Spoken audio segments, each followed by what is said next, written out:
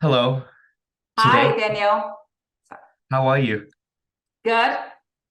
I'm here today on July 25th, 2023, with Dr. Anthea Zhang, and I'm interviewing her for the Houston Asian American Archive.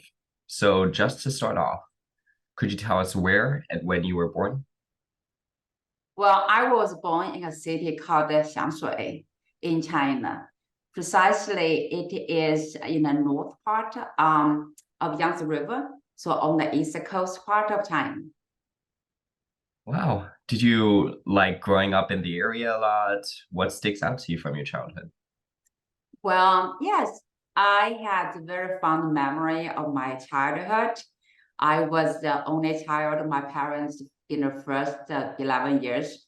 So I have a younger sister, but she is much younger than I am. So I pretty much grew up as the only child of the household. Wow.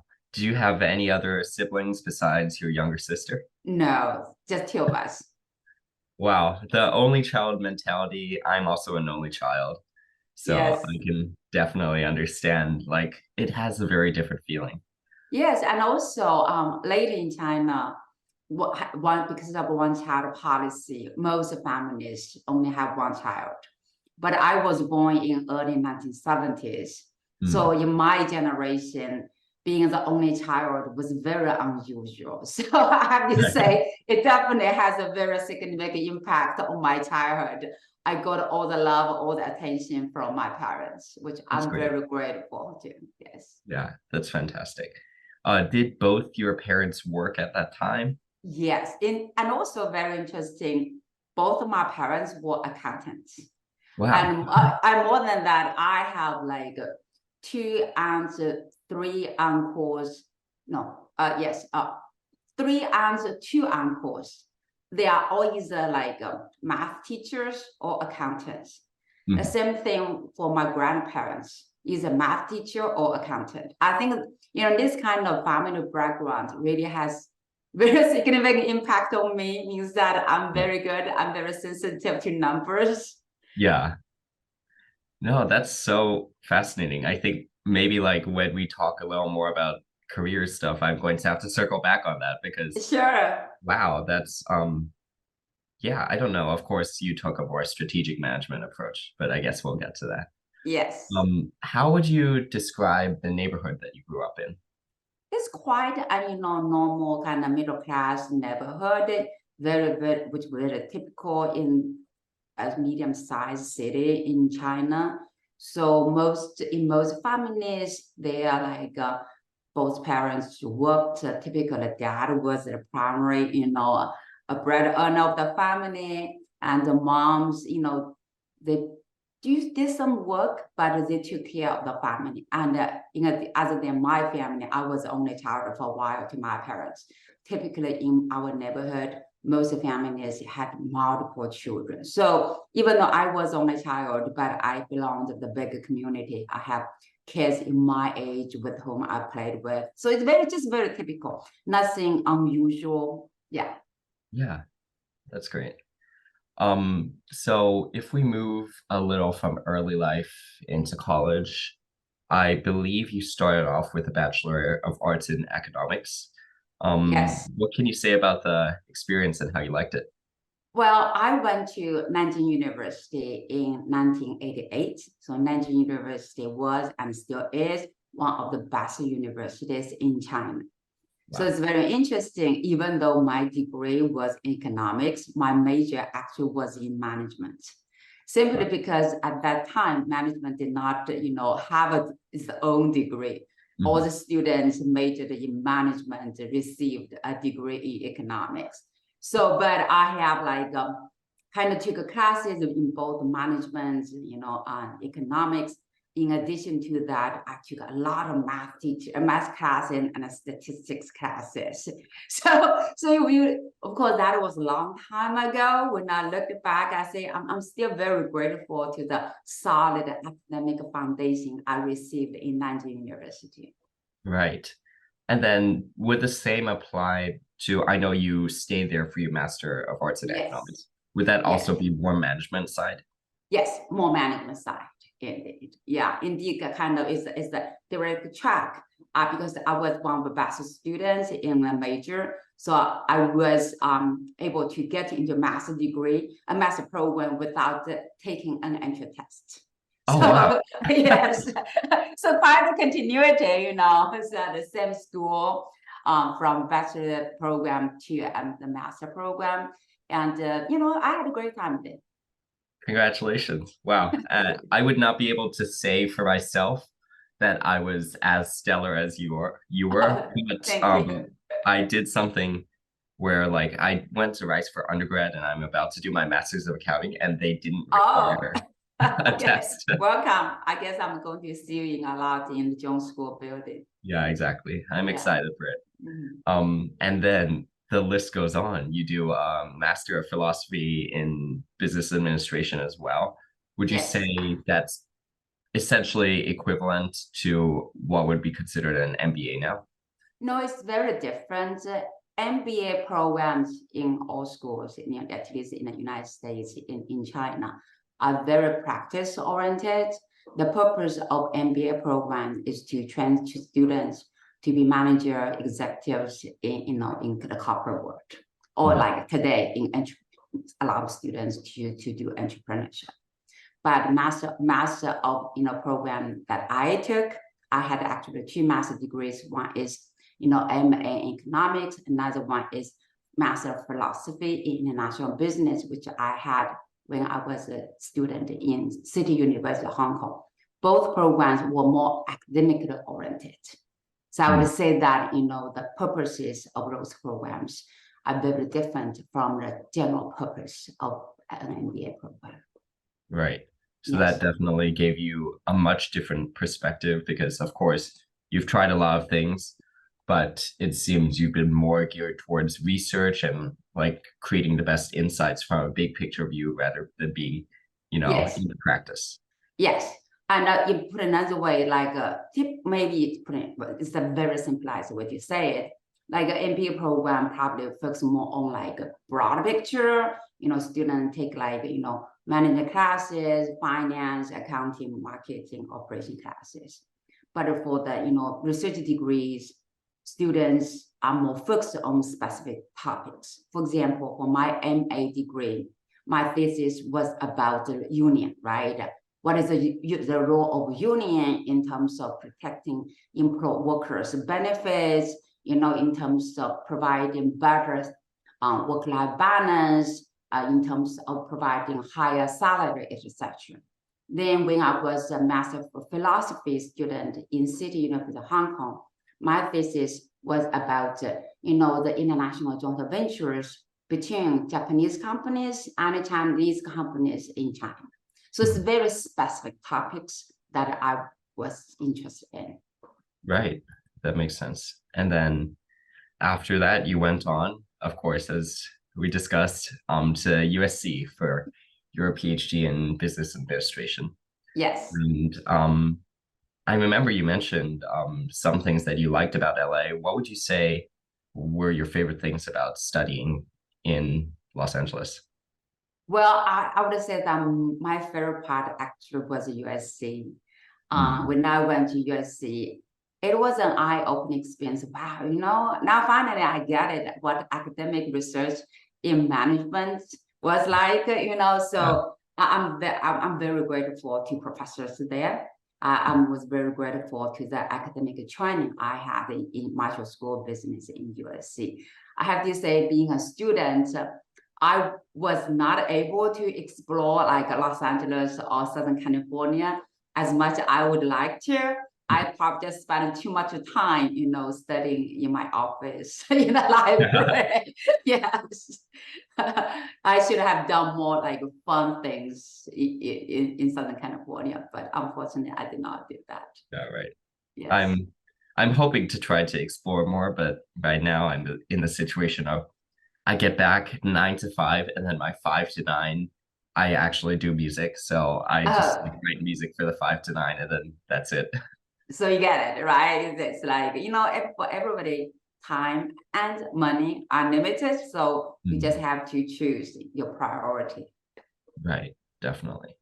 So of course, through these four different educational experiences, would you say you had one that you enjoyed more than the others, or would you say that you have definite memories of some of your favorite moments? I would think, because those experiences did not happen at the same time, of course, it's really one after another. Mhm. And as I grew, I would think that, I benefit different things from those schools in different stages of my life. For example, for my experience in USC, that was really about the academic training I got. It really, lay out a solid foundation for me to become a professor. But Mhm. then back to my experience in Hong Kong, I have to say, wow, that was an eye-opening experience because I went to Hong Kong in 1995 and left in 1997. So it was probably the most exciting time in Hong Kong.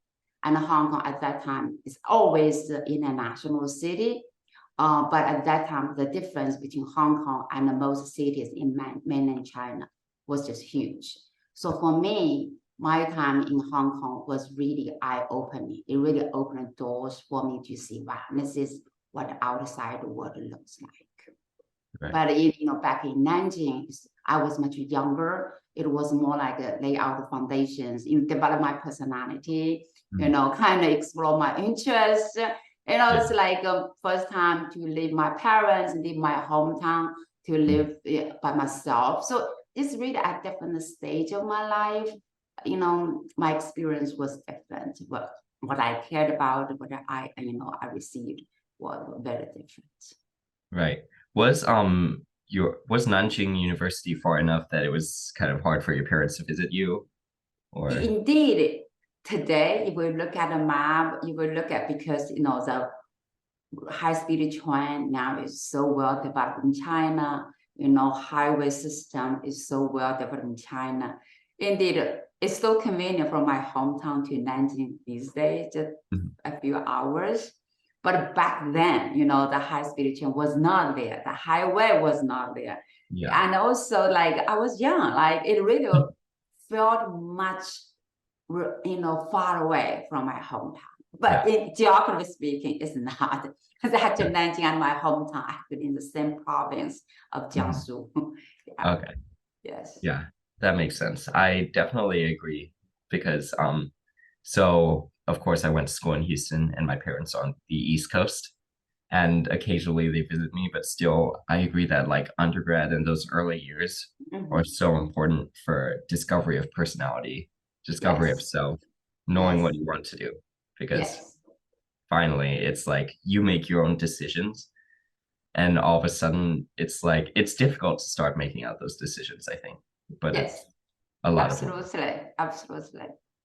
You Yeah. just have to allow yourself space and time to grow, to develop yourself and make mistakes along the way. Hmm.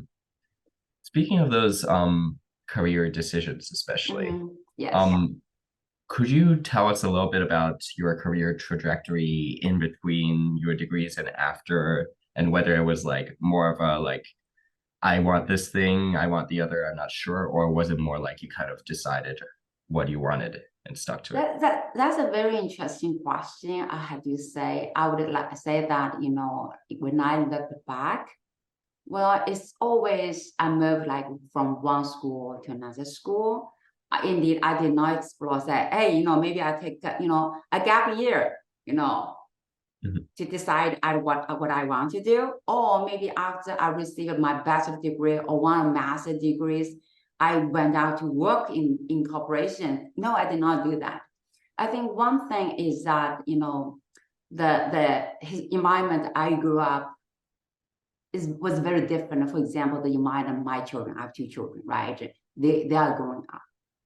Either I did not have many options, or I did not feel I had other better options. And I think on the more positive side is that before I finish one degree, one program, there was always another academic opportunity emerged. So it's Mhm. that instead of explore more uncertainty, more uncertain opportunities, here is a very clear, another advanced degree program, which suited me very well. So I took that opportunity. So as a result, to my degrees, I did not explore outside the world. Is that a good thing? Is that a bad thing? Hard to tell, but that's what happened to me. That's, kind of either the decision I made or other options I did not explore. That's fair. But also, Yeah. I guess in a way, sort of, it was like management then, and the principles of management were just kind of ingrained into you by the studying that you did. Yes. And what you're saying is like you didn't necessarily like veer too far away from it. Mm. But still you also liked it enough that you didn't really question those decisions. Yeah, and also I have to say that, because I got into the business school, at a very early stage of not only in my personal life, right, but also at the time China's economy just started to open. So just like, it was a fascinating time to see how things changed. The whole country was moving from a central planning economy to a more market-based economy, right? Like companies, basically domestic companies, basically emerged from nowhere. It's like a tedious, pioneers, family-owned small business, then boomed. Some of them, many of them died, of course, but many of them also, survived and grew into giants that we are seeing today. So just a fascinating time period to observe, to study how China's economy has been growing and how Chinese companies have developed over time. Right. That makes sense. Like I remember reading about just the massive explosion of the economy at that time. Yes. And it's just fascinating to see how fast that growth happened. And I'm Yes. sure also, since you were studying management at that time, it was perhaps maybe different management principles also got explored as well. Oh, very much different. Indeed, as you look at, of course, I don't remember exact details of classes I took in undergrad, right? But many Yeah. of those kind of econ classes, for example, management classes, still focus on more planned economy-based economies, right? Is with later on, were more with some Western world-based, market and economy and management principles.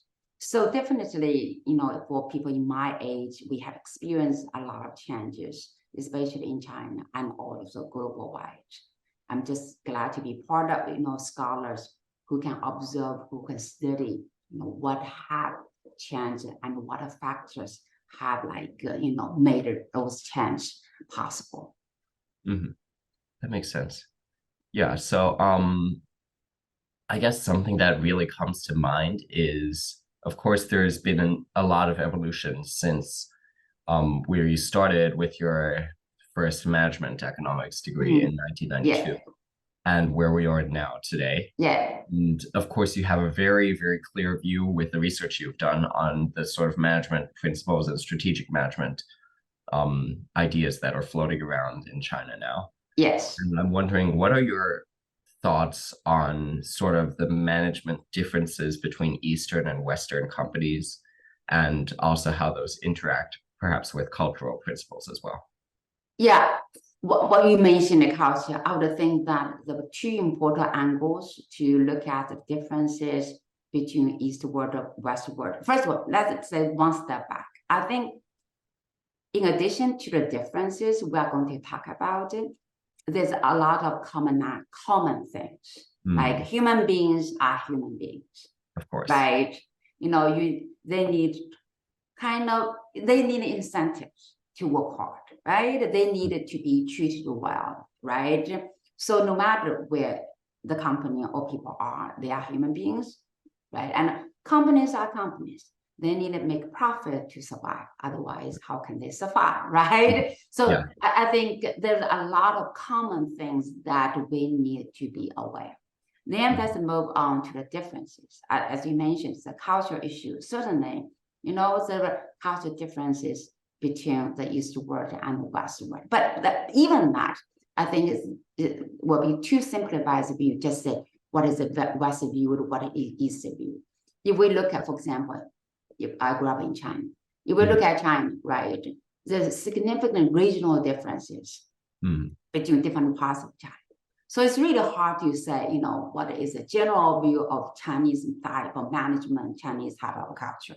And also, there are significant generational differences in terms of culture, right? So like, again, I was born in the early 1970s, right?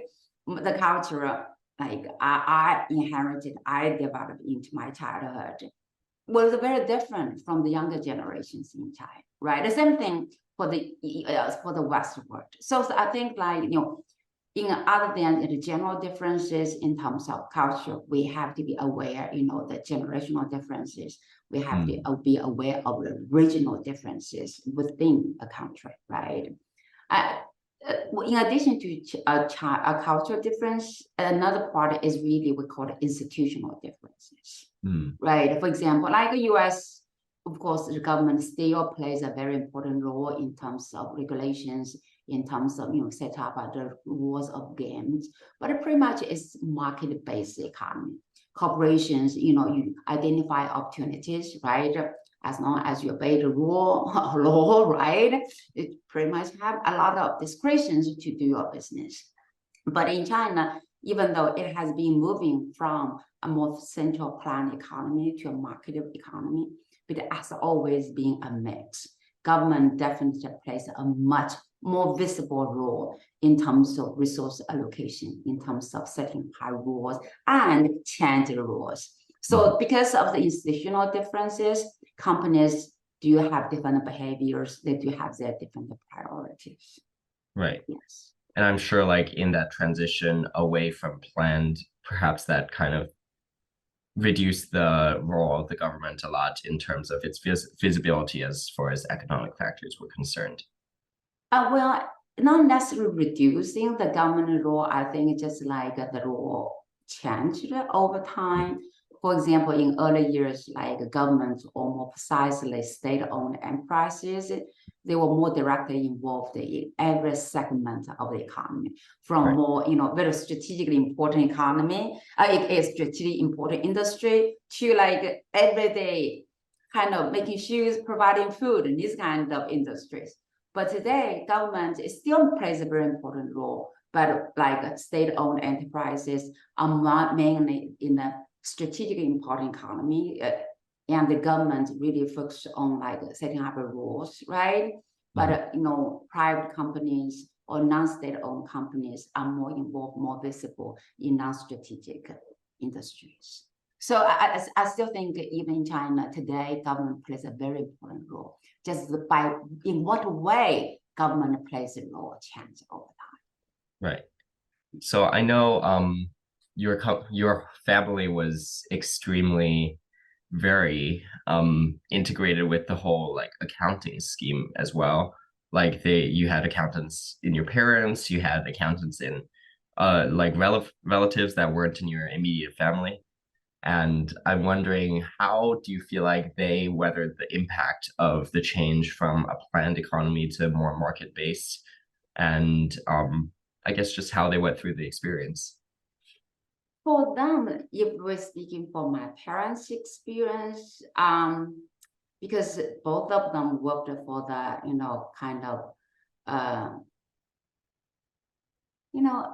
I'm thinking about their experience. They definitely had a different experience as the overall society changed, but it's hard for me to tell their experience, and also more importantly, their jobs were accountants. I guess no matter it's central plan economy or like a market-based economy, accounting is accounting, right? Yeah. Right. It's really about like bookkeeping, is about accuracy, about following the rules, right? So I guess to a large extent, the nature of their jobs as accountants changed, but probably did not change that much, I would think. In terms of impact on me, I think, as I mentioned earlier, because this kind of family heritage, I'm very sensitive to numbers. That is really good in terms of my academic research, because I'm a kind of empirical research scholar, right? So I kind of have the tendency of like, to see the patterns among numbers, to see, what's going on here. What might be the underlying pattern? How can we explain the trend? So I kind of, it's very interesting. It's very interesting. Yeah. Yeah. In a way, I guess, like from what I have been experiencing so far, a lot of accounting, essentially, like you said, it's just bookkeeping, it's records. It's being able to kind of like put down a narrative of what happened in a company. And in a way, I see, even though you're more on the strategic side, still, since you do a lot of research, a lot of that is also narrative creating, like taking what happens in companies and distilling it into a message. Yes, yeah, indeed. A lot of data I use are accounting-based data. Again, it's like those are the data. These are the company's revenue size. The industries they focus on, the growth number. Those are accounting numbers, right? I just study those numbers from more strategic management perspective. Okay. Yeah. Then I better do a good job as an auditor, so those numbers are accurate. Yes. Yeah, so through all of this, you've also been involved in board directorships, editorships, and teaching positions. And those three are very interlinked in some ways, but also different. Yes. Do you feel like you've come to develop a preference between those, or is it more like having to choose your favorite trial? You can't choose. No, I would think that, those things happen at different stages of my career. So from my point of view, I like to prioritize things. For example, for me, from at the beginning of my career as a scholar, the most important thing was and has been to just being a great researcher, right? Then, like being a researcher is mainly to develop my own research, to develop my own academic papers, right? That is the role, that is the job of being a researcher. Then later might move on to become an editor. The role of editor is really to help authors to develop their papers, to help them to develop their papers into the best piece they can, with the help of me, with the help of reviewers, right? So that's the editor role. Then move on, I became like more visible in the management field. I took on leadership positions. I became the board member of Strategic Management Society. I was a board member of International Association of Corporate Governance. Now I'm president of Strategic Management Society. So like much more later stage of my academic career. So again, to answer your question, I do not like pick my favorite among these kind of things. It's more like over time, along the way, I develop my career at different stages, different opportunities emerges, and different things became my priority. Right. Sort of like an evolution of ideas. Yes. I know that currently, correct me if I'm wrong, but I believe that currently you're teaching at Rice while also teaching overseas, editing a few journals, and leading the Strategic Management Society. Yes. And while you do that, I guess my question is, what would you say has been most useful to you in balancing your time? How do you make sure that you are able to do everything as well as you do? Well, see, that's why you have to prioritize your time. For example, like at Rice, I have classes I teach across all programs. I teach PhD classes, I teach executive MBA, whole course of global strategy. I teach full-time, I teach professional classes. So all these kind of teaching schedules, have been laid out. I did this 1 year ahead. So, and also because I have done it for so many years, I kind of know, what it takes, and I updated my syllabi every year, but those subjects I teach, I have been taught them for 22 years. I accumulate my expertise in the field of global strategy. So I know what I'm teaching. I keep updating the contents, right? So anything, as long as you have kept doing for 20 plus years, you get really good at it. You Yeah. get really good at it, right? So for my leadership position, for example, because before I took over, the leadership position, I have already been on the board of Strategic Society for 2 terms. In total, it's like 6 years. So it's a long track, like 6 years as a board member of Strategic Society. Then I was elected to be the president-elect, which is 2-year term. Now I'm in the 2-year term of president. After that, I'll be past president. So again, it's not suddenly, this morning I woke up, I became president of SMS. There were like 80 years before that. So again, I kind of knew what job I'm getting to, the people I work with, the history of the society, the current situations, the challenges of society, and the future directions the society is move on. So it's more comes in a very continuous base. I also travel a lot to not only to Asia, but also to Europe to give research seminars to so many schools, because it's very important for academic exchange, to learn what other people, especially as scholars in other parts of the world, the phenomena they are interested in, the academic approaches they use, and also, to promote my own research, right? So I do a lot of travel.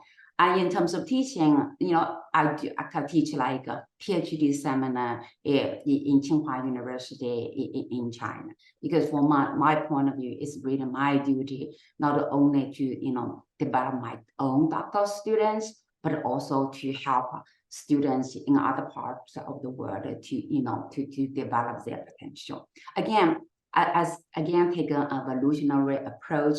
When I was a student, when I was a junior scholar, I have benefited a lot from senior mentors in the field. Now, as I become a more senior scholar, it is really my time to give back to the community. And it's not a narrowly defined community, say my doctoral student at Rice University. It's a more broadly defined community in terms of, doctoral students, sometimes even master students who aspire to become management scholars, junior scholars, especially like, junior female scholars. I want to show them what I did, what kind of lessons I have learned. In this way, I can help them to expedite their academic development, at least to avoid some mistakes, myself have made, or I have seen other people having made. Yes. Of course. Yeah, that's just very beautiful hearing about how, in a way, I guess you're giving back to the community of students, of scholars, because that was just something that was so important to you when you were going through your whole educational experience. Yes.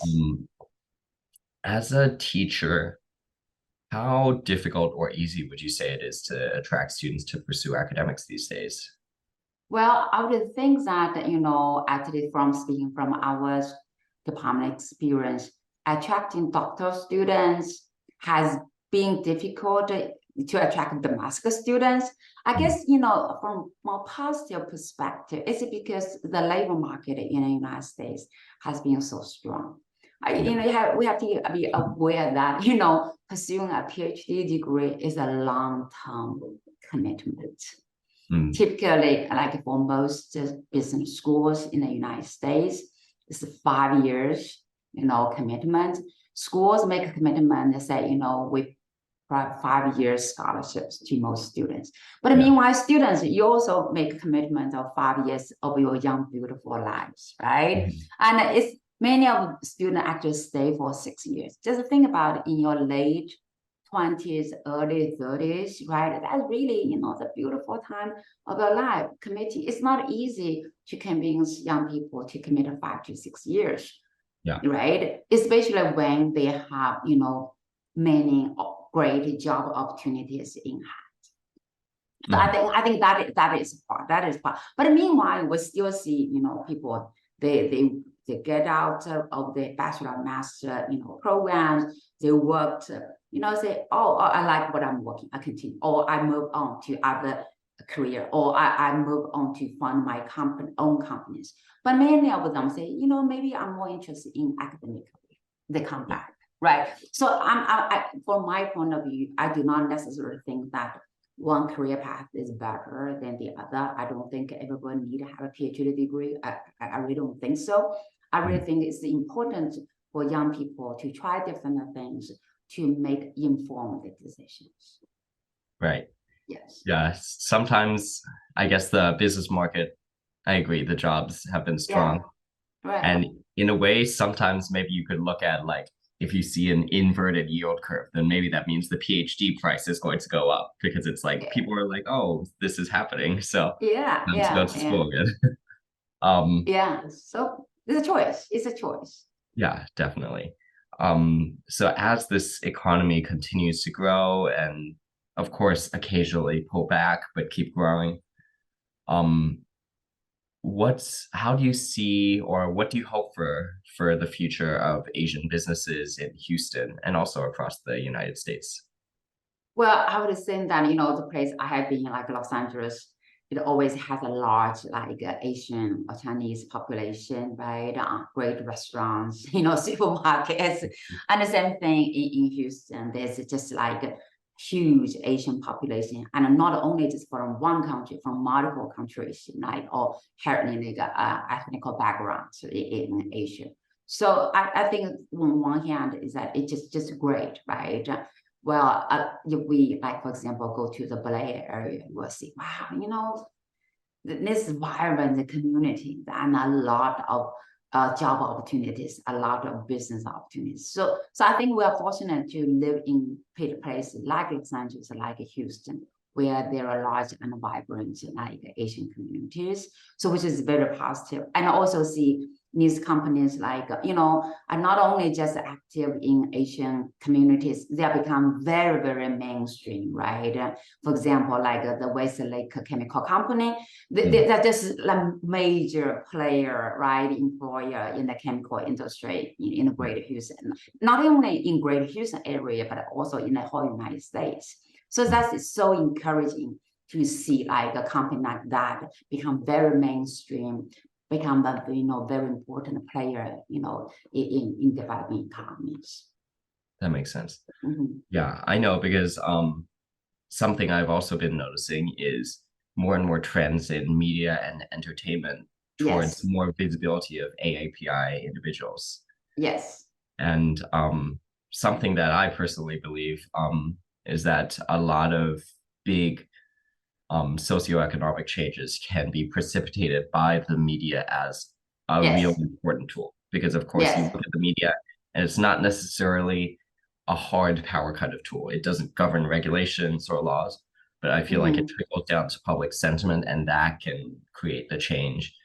For example, in terms of just better representation, more acknowledgement of differences, I think. Indeed, since you are in Los Angeles, right? We look at like recent movies, like, featuring Asian characters, Asian cultures. They are no longer those like a typical stereotype views of what Asian population in the United States look like. They're very mainstream. They're very different from like movies 20 years ago. So I think like this kind of representation of Asian population is very important. It gives an updated view about what is the current reality of Asian populations in the United States instead of stereotype view of Asian communications, maybe, which was probably true 30 years ago, but no longer valid today. Right. Something that I've noticed also that probably could use some more growth is I feel like sometimes when there's calls for DEI and diversity and inclusion, sometimes it's like people will create diversity in those spaces that seem visible. Like, for example, let's take the film industry where you will have AAPI actors. But as a musician myself, I look at for the composer, and the composer for like an AAPI film still is not Asian.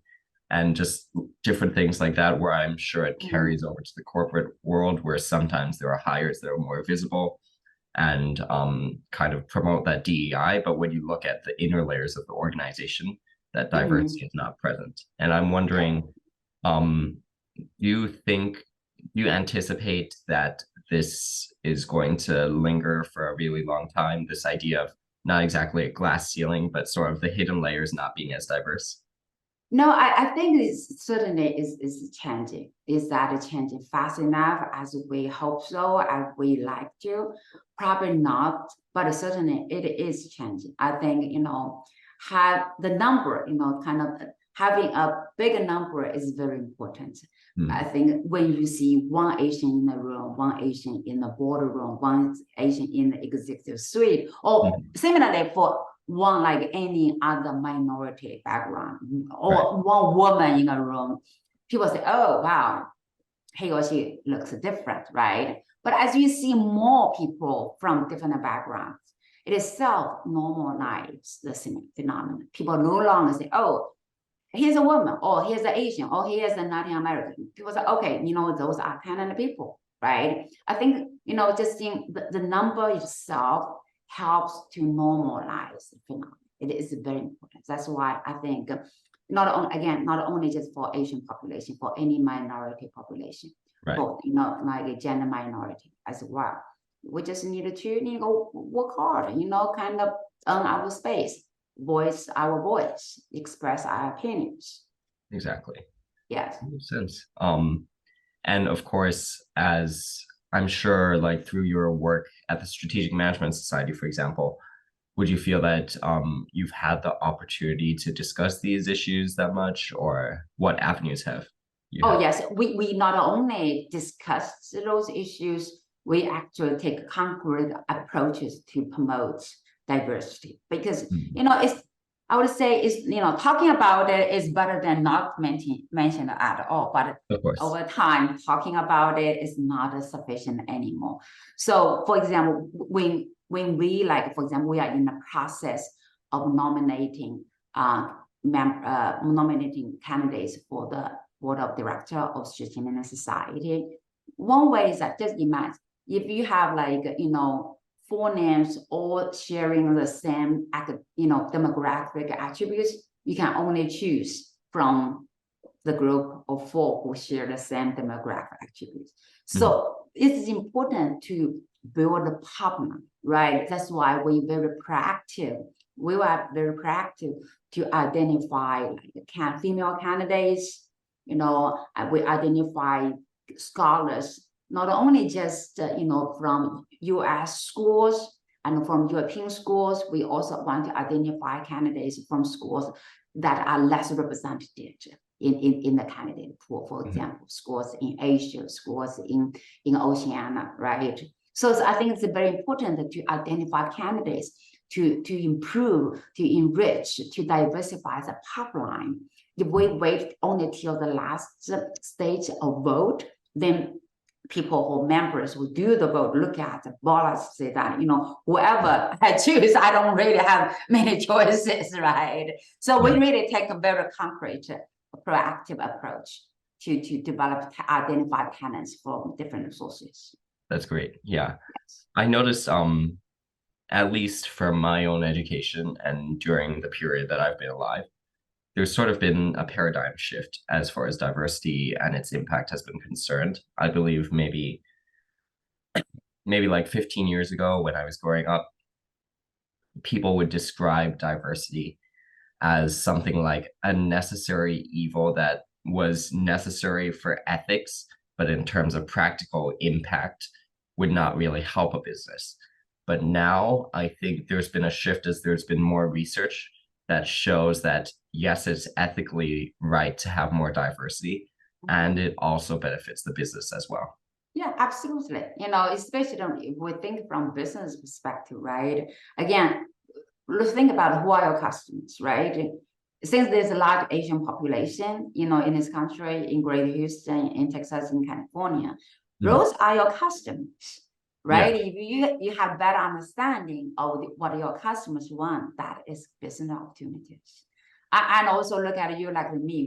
So many people are like us who are well educated, who are hardworking people. Those are the talents, right? You want to hire the best people. Do you want to hire good people, right? You want. Then you need to diversify the employment for, especially considering, the labor market in the United States is so tight these days, right? So I think from both employees' perspective, from like customers' perspective, and also from ethical perspective, it is just very important to focus on the diversity and inclusion and equity issues. Yes. So I know, like, of course, DEI, FDI, foreign direct investment, all of those things have been probably very visible in the work that you do. And I'm wondering, Yes. I had to I had to mention this award at some point. I recall I saw you won the 2010 Strategic Management Society Emerging Scholar Award. Yes. Could you tell me about, I guess, what that award was about and whether it involved any of kind of the research lines that you do now?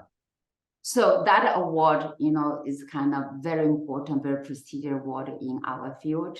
The award is to recognize like the best performance, like rising stars in the field. It's very interesting. Initially, the award was criteria because it's emerging scholar, right? You have to kind of define what emerging is about, in addition to academic excellence. Initially, right, it was based on age. Of course, now that was not right. So later, it was based upon how many years you graduate from the PhD program. So it's like really to recognize the achievement of somebody's early careers. Mm-hmm. So I was very honored. Actually, I was one of the early awardee of this prestigious award. So that was important. It's an external recognition, endorsements of the early success of my career. So I'm very grateful. I'm very honored to receive that. That's fantastic. Yes. And also, like, looking at the other awards that you've received, there's so many that I don't even know how to filter through them. What would you consider, if not the SMS award, mm-hmm, what else would you consider to be most important to you in terms of your awards and honors? Yes, so I can give you a couple of examples. One of my papers, I received an award as one of the most influential papers in the entrepreneurship field, which is based upon object criteria citations that the paper received, right? Mm-hmm. So that is very important, because it shows the academic impact of my research. Mm-hmm. So it's not only just numbers of papers I publish. It's not only just how prestige the journals that my papers are published in, but also what the impact my research has on other people's research, also on management practices. That's another dimension. I not only much of my research is what I call phenomenon driven. I'm not only just interested in what the literature means, what is the gap of the literature. I care less about the gap in the literature. I really care about what is going on in the management practice. So I really identify research questions from management practices. Then dive into those questions, try to offer insight or answers to those important questions. So that's why in addition to those academic awards, I'm also very proud that my research has attracted a lot of attention from business practices. Right. So, and also I have received multiple rewards from Zhang School. So I also am very grateful to that, really the recognition, my colleague, my dean, of the school. Yeah. Of course. That's great. And, yes. And another award I feel kind of very grateful is the distinctive alumni award I received from City University of Hong Kong. So it's as I said, that part, my Hong Kong experience really played a very important role in my not only personal development but also academic development. Mm-hmm. I just feel very honored to be recognized for the award from City University of Hong Kong. Yeah, no, congratulations on all those awards. It's just, I remember when I was looking at them, I was like, there's so many, I don't even know which ones to ask about. Yeah, no, so, and of course, when it comes to paper and research papers, it's the kind of thing, right, where if you spend 4 years on it, but nobody cites it, it feels useless. But then here you have a paper that you said, just gets citation after citation. And that tells you that it's kind of at a keystone point in terms of being able to support whole Right, other. right. Yeah. Yeah, of course. So apart from papers, I think something that I also want to kind of discuss is also sort of, you mentioned that you interface a lot with, I guess, people in practice as you Yes. were writing these papers. And what kind of insights have they given you on sort of the current nature of strategic management and how it's evolving, especially from a Asian American lens?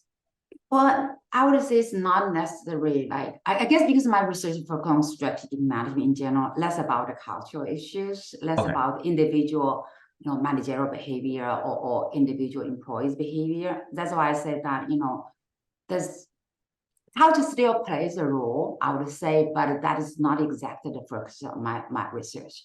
Right. So for me, because I teach executive students, I have like frequent interaction, not only to my current executive student, my former student, I also keep a close interaction with like other executives.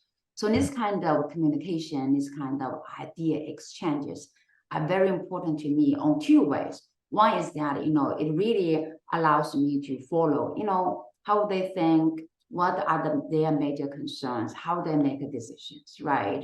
So Mm. kind of help me to understand the business practices, to understand their concern, then identify the research questions, right? But on the other side, it also allows me to share my research, to disseminate the knowledge that I create from my own academic research.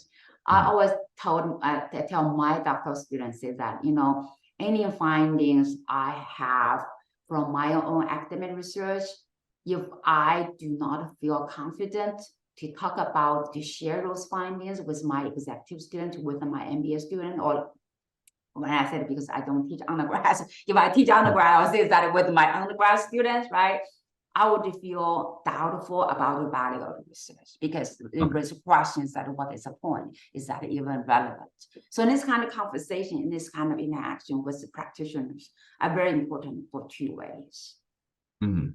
That makes sense. And like you have that confidence in your research because you've Yes, triple checked it, you've made yes, sure yes, yes. that Kind it's of, I just always feel fascinated about myself. This is a question I identify practice.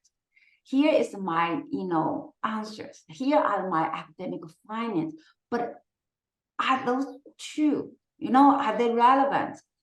I have my answer. I tend to say yes, but I do not practice. yeah. It's like that's why I needed to talk to people who really do management, practice management, and say them, Mhm.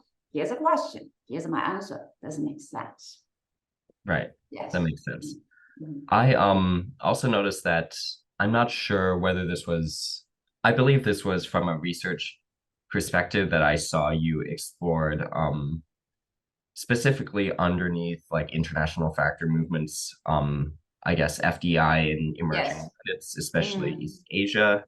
I know like from my own studies that of course there is this history of colonialism sort of moving Mm. to hegemony. And I'm wondering, would you say that um arguably you could see FDI as a form of that kind of hegemony? Or what other surprising insights do you That's, indeed, when I saw that, the question, interview question list, I saw that, I said, yeah, actually, I never thought in that.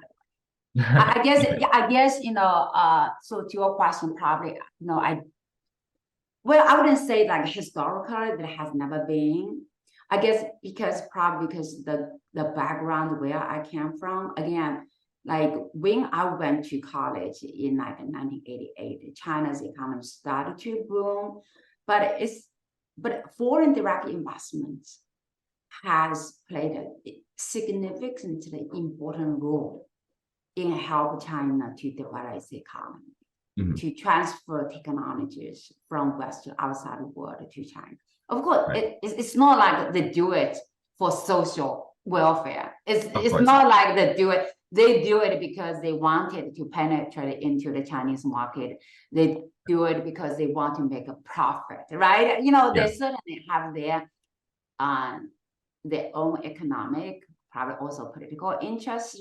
But I think that as one of the consequence, the transfer of technologies, the transfer of management, practices, the whole market-based economy, right, have been so important in the development of China's economy to help the domestic Chinese company to grow, to provide better alternative, especially in the early stage of China's economic development, provide alternative employment opportunities for people. So that's why we call it a big part of my research is called the spillover effect of foreign direct investments to the domestic economy, to domestic companies.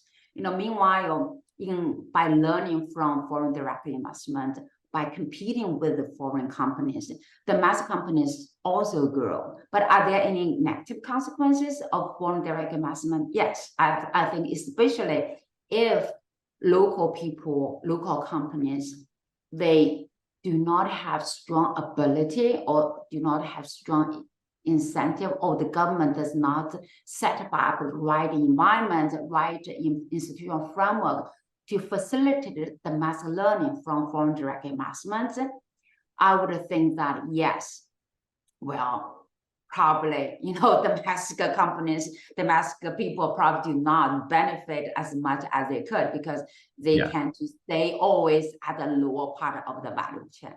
But that's very different from what at least my research about foreign direct investment is really about foreign direct investment in China. I would think that if in a completely different scenario, if China has remained close to outside investment, China would not be what it is today. So I guess my short answer to your question is that there are definitely negative consequences associated with foreign direct investment, but there are significant positive spillover effects. Right. I feel like a lot of those feelings also kind of similar to trade, where people will look at trade and kind of adopt this kind of like mercantilism mindset where they're like, oh, if we have trade imbalance, then that means that one person is getting an advantage. But of course, economics teaches us that that's really just the resolution of arbitrage and like comparative advantage in ways that are beneficial to both parties. I think trade is kind of different. Yes, you put it in this way, I can see where your questions came from.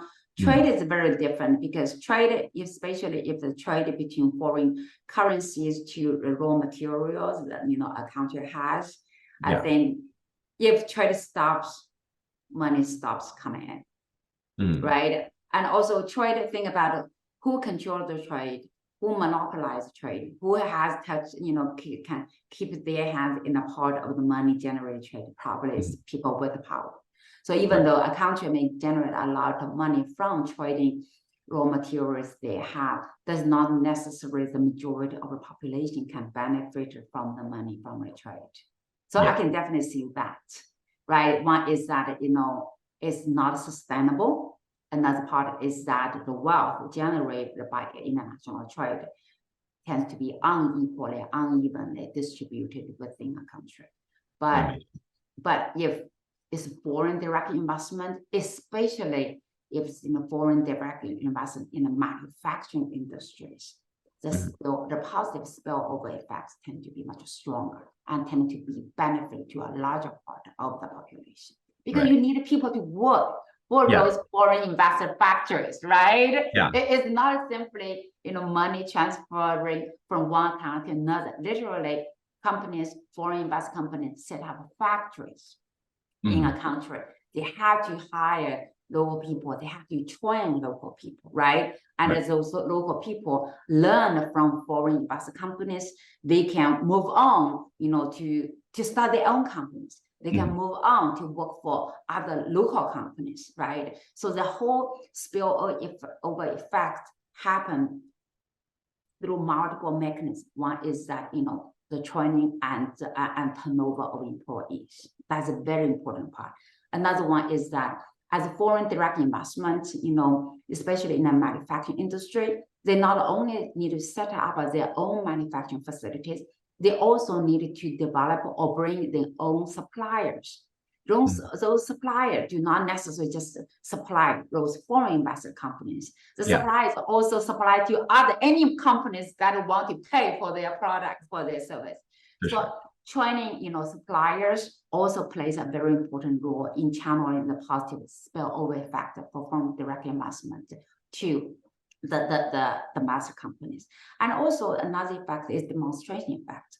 As companies, domestic or foreign, to offer better quality products on the market, everybody get to see it. They can learn, oh, this is what, car looks like. This is what the cell phones look like. You learn by just seeing them, right? So my point is that, yes, trade is different from foreign direct investment. FDI, especially FDI in manufacturing industries, tend to create much more sustainable positive spill effect to local economies. Whereas trade tends to be more transactional, more potential for exploitative behavior, I guess. Especially like if you have a very powerful buyer that sort of creates a quasi-monopsony kind of situation. I know the money could be just sitting in one person's account, right? Instead of become salary of many people in the country. Yeah, that makes sense. That's a really, really interesting insight on FDA that I didn't really fully think through before. So that's great. I'm going to have to read your papers. I saw you also did CEO succession research. I know, like, I didn't want to like go on too much of a rabbit hole, but like, what would your big picture ideas kind of be? I think on one hand, like we give a lot of credit to CEO when things are going well. But when things go bad, we also kind of tend to blame a person for all the mistakes a company did. So I think it's like, well, this is celebrating is a positive side, is a glory, and the downside of being the one person, right? One person at the realm of a corporation. But I think, of course, because of that, because of responsibility, because of visibility of CEO, that's why the selection of CEO is very important. It's a primary responsibility of the board of directors. That is why a lot of times companies and all the board of directors kind of looking for somebody with, very glamorous record without knowing the detailed information about this person, right? So I think that that's very important for companies kind of know the candidates, and more importantly, to grow the internal candidates. So they have they have their own pipeline talents, right? Otherwise, it's also a morale issue. If you always pick up a CEO from outside the world, hoping that they may bring in new perspective, you have to think about what is the implication to your own people. They will say, oh, I will never get picked. If it's only external hires. Right? So naturally, they would look for alternative employment opportunities outside of your company, right? So I think that's very important to what we call the succession planning. It's very important to develop candidates' talents internally. So you have generational preparation, right, for the top position within your company. So that is very, very important. And another one part is that in the selection process, of course, everybody has their own preference, bias. That is why diverse perspectives become very important, right? And candidate, discussions becomes very important. And in a lot of cases, having external help, companies already do. For example, to bring in procedure itself is important. Otherwise, if we don't have a well-planned procedure, everybody just automatically offers, oh, this is somebody I know, right? This somebody I know, oh, this is somebody I like, right? So that's why having procedure itself is so important, yes. And also, again, go back to my initial point, right? It's too much to ask one person to do the work. We have to realize CEO, even though CEO is just one person. It is a collective effort of the whole executive team, the collective effort of the top management team and the board of directors. It's a collective effort of the whole corporation that do the whole work. So that's why I think that we need to avoid from giving too much credit to one person and giving too much blame to one person. Yeah, that definitely, I guess. So just the idea that when you look at hiring a CEO, their perspective usually isn't wide enough. Yes. They look at a little piece of the track record or a little personal like connection. But what they really need is those procedures that kind of help give a more holistic view and perhaps consider, do we need to be hiring the CEO internally from within the company as well? Yeah, and also say that even you have selected the right person for the position, still, that's just the beginning of another new journey, right? That's why like the whole the vice president role or board of director, the monitoring role of board of director become very important because again, you cannot rely upon one person to make all the decisions. Right? It has to be a system of check and balance in place to make sure things are done in the right way. I agree. Especially as an auditor, I look at management and half the time what they tell us is be nice to management, but always doubt their intentions. Yes. Yeah. So I think to go into the last kind of area of our interview, I'm thinking of asking a little bit about advice that you have for different kinds of groups of people that might have useful things to hear from you. For example, it seems like a lot of young business-minded individuals are more interested in creating startups right now than joining established corporations. Yes. And do you agree that that's something that is happening? And if so, like what advice would you give these people?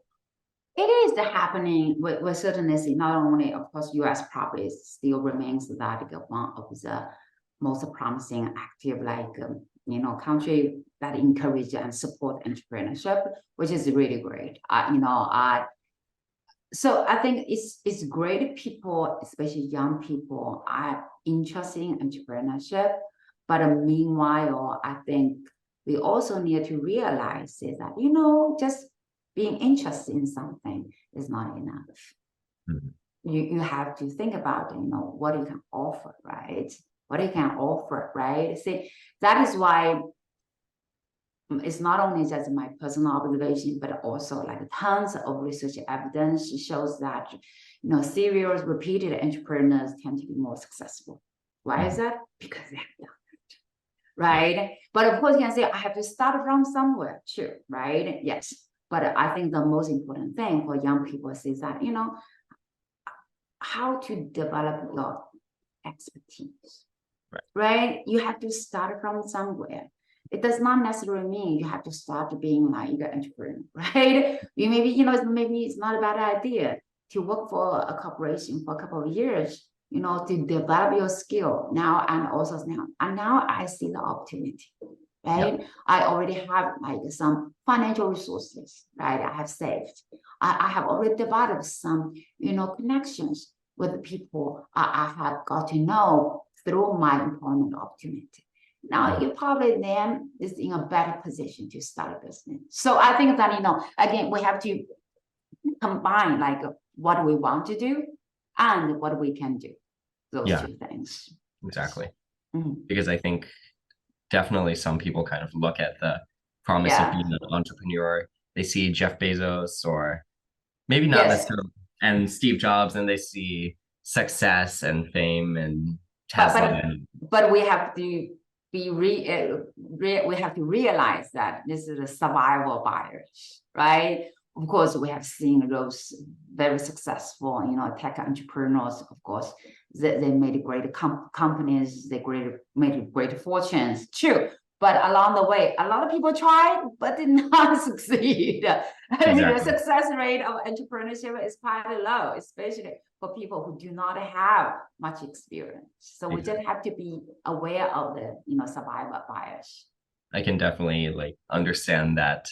Coming from for example, I'm somebody that someday I want to make a better AI tool to generate music for movies because that's something I've always been in. But I also recognize looking at this survivorship bias and looking at the reality of the fact right now I don't have the baseline of skills and practice of repeated tries of entrepreneurship to be able to do that. But So meanwhile, while you are a student, if your time and financial resources allow, it's not actually it could be a good time because at this stage you are young, you don't have like other family responsibilities. So that kind of is also a good time for people to try with a little step and just try to so what I can do, right? yeah, But still be careful about what is the limit, what is the budget you have, right?